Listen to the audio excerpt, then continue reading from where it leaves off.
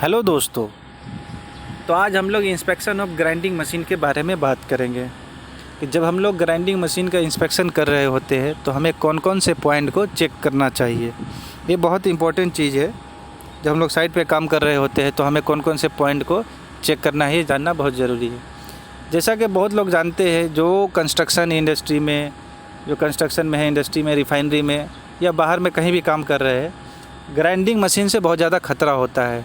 गलत तरीके से यूज करने से, उपयोग करने से इससे बहुत सारी घटना भी देखा गया है।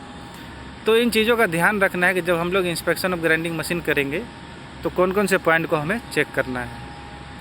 तो जैसा कि आप लोग देख रहे होंगे कि अभी स्क्रीन पर एक चेकलिस्ट दिखाया जा रहा है, checklist for portable grinding machine. इसमें जो सबसे पहला पॉइंट है, फॉर हैंडल विथआउट डैमेज।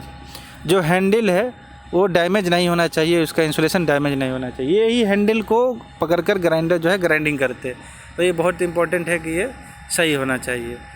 दूसरा जो पॉइंट है वो है कि व्हील गार्ड कवरिंग 3/4 एरिया। जो व्हील गार्ड है वो 3/4 एरिया कवर कर रहा हो। व्हील गार्ड जो है ये बहुत ही इंपॉर्टेंट चीज़ है।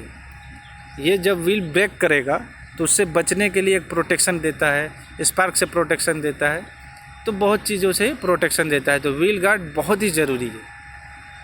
और जो तीसरा नंबर पॉइंट में है grinding wheel without any crack. मतलब ग्राइंडिंग व्हील जब यूज कर रहे होंगे तो उस टाइम ये चेक करना है कि ग्राइंडिंग व्हील टूटा हुआ नहीं होना चाहिए, इसमें मॉइस्चर भींगा हुआ नहीं होना चाहिए, कहीं से नरम नहीं होना चाहिए, उसके बाद ये एक्सपायर नहीं होना चाहिए। इन सब चीज़ों का ध्यान रखना पड़ता है जब हम व्हील लगाते हैं। और साथ ही साथ ये भी ध्यान देना है कि जो व्हील है, व्हील और मशीन दोनों का आरपीएम बराबर होना चाहिए। मशीन का आरपीएम अगर ज़्यादा होगा, व्हील का आरपीएम कम होगा, तो इससे ये नुकसान होता है कि मशीन जो है वो व्हील को ज़्यादा तेज़ी से नचा देगा और उसकी वजह से व्हील टूटने का खतरा होता है। तो इसलिए बराबर रखें, ये ज़रूरी है। और उसके बाद जैसा कि आप लोग देख रहे हैं 4 नंबर का जो पॉइंट है, rear handle without any damage. जो हैंडल पीछे की तरफ है पकड़ने के लिए, ये भी चेक करना है कि ये सही तरीके से हो, डैमेज नहीं होना चाहिए, इसका इंसुलेशन डैमेज नहीं होना चाहिए, ये ध्यान रखना है। उसके बाद जो 5 नंबर पॉइंट है, presence of cord strain reliever.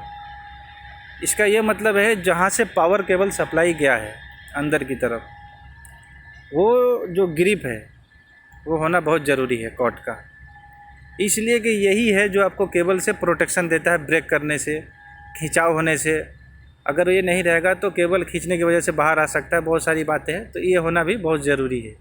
तो इन बातों का ध्यान रखना है। 6 नंबर जो पॉइंट है इसमें ट्रिगर स्विच विथआउट डैमेज।